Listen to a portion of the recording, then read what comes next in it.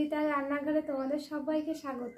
নিত্য নতুন রেসিপি জানার জন্য আমার চ্যানেলটিকে সাবস্ক্রাইব করবেন আর ভালো লাগলে একটা লাইক। আমি কাঁকড়া রান্না করতে যা যা উপকরণ নিয়েছি গোটা জিরে, দুটো শুকনো লঙ্কা, দুটো তেজপাতা আর পেঁয়াজ কুচি করে নিয়েছি, একটা টমেটো কেটে নিয়েছি, শুকনো লঙ্কা বেটে নিয়েছি, রসুন বেটে নিয়েছি, আদা বেটে নিয়েছি, জিরে বেটে নিয়েছি, ধনে বেটে নিয়েছি আর নিয়েছি গরম মশলা বাটা। গরম মশলা বাটাটা আমি থালায় রাখিনি, কারণ এটা একটু ঢেকে রাখবো তো ওর জন্য। আর লবণ হলুদ তো লাগবে, আর সর্ষের তেলে আমি রান্না করব। কাঁকড়াটা আমি নুন হলুদ ভালো করে মাখিয়ে নিয়েছি, এবার এটাকে আমি ভেজে নেব। আমি কটা ছোট পাও দিয়ে দিয়েছি, এগুলোও খাওয়া যায়। তেলটা আমার গরম হয়ে গেছে, কড়াইটা এরকম নাড়িয়ে আমি তেলটা চারিদিকে ছড়িয়ে দেব যাতে মাছটা না লেগে যায়। আমি এবার কাঁকড়াগুলো আমি এক এক করে তেলের মধ্যে ছেড়ে দেবো।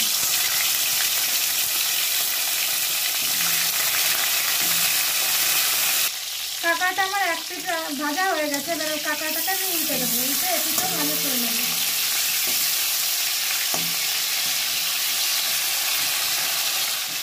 কাঁকড়াটা আমার ভাজা হয়ে গেছে, এবার আমি কাঁকড়াটাকে তুলে নেব।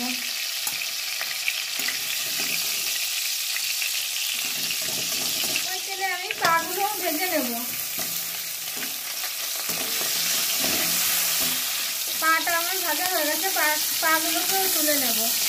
কাঁকড়া ভাজা তেলেই আমি কাঁকড়ার রেসিপিটা রান্না করে নেব। তার জন্য গোটা জিরে ফোড়ন দিয়ে দিলাম দুটো তেজপাতা, দুটো শুকনো লঙ্কা,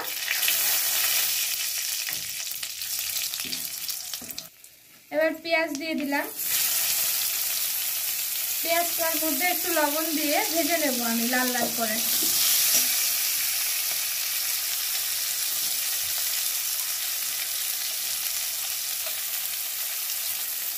আর হলুদ দিয়ে আমি পেঁয়াজটাকে লাল লাল করে ভেজে নেব। পেঁয়াজটা আমার ভাজা হয়ে গেছে, এর ভিতর দিয়ে দেবো টমেটোগুলো একটু ভেজে নেব। টমেটো আমার ভাজা হয়ে গেছে, এর ভিতর দিয়ে দেবো আমি রসুন বাটা, আদা বাটা, জিরে বাটা আর ধনে বাটা আর লঙ্কা বাটা। এই সবগুলোকে আমি কষিয়ে নেব। আমি মশলাটাকে একটু কষিয়ে নেব, মশলা বেটেছিলাম সেই জলটা আমি দিয়ে দেবো। এবার এই জল দিয়ে আমি মশলাটাকে ভালোভাবে কষিয়ে নেব। মশলাটা আমার কষানো হয়ে গেছে, এই দেখুন তেল ছাড়া শুরু হয়ে গেছে। এর মধ্যে আমি এই যে কাঁকড়ার ঘিলুগুলো ছিল এটা দিয়ে দেব, যাতে কাঁকড়ার তরকারিটা আরো টেস্টি হয়। এটাকেও আমি কষিয়ে নেব। ঘিলুটা আমার কষানো হয়ে গেছে, এর ভিতরে আমি আলু ভাজা দিয়ে দেবো।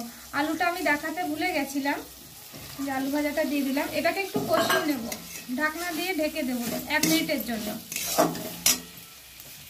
এই যে আলুটাকে আমি ঢেকে দেবো 1 মিনিটের জন্য।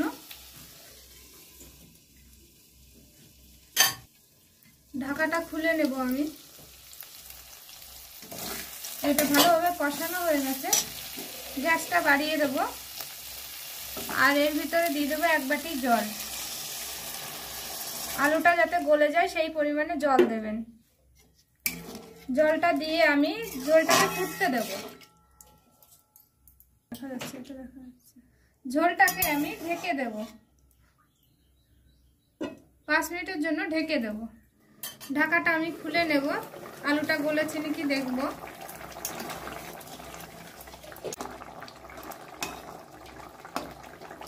আলুটা আমার গলে গেছে, এর ভিতরে আমি কাঁকড়া মাছগুলো দিয়ে দেব।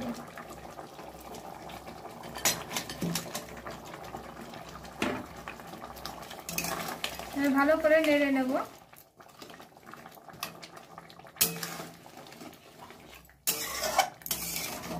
এবার এটাকে আমি 2 মিনিটের জন্য ঢাকা দিয়ে দেব।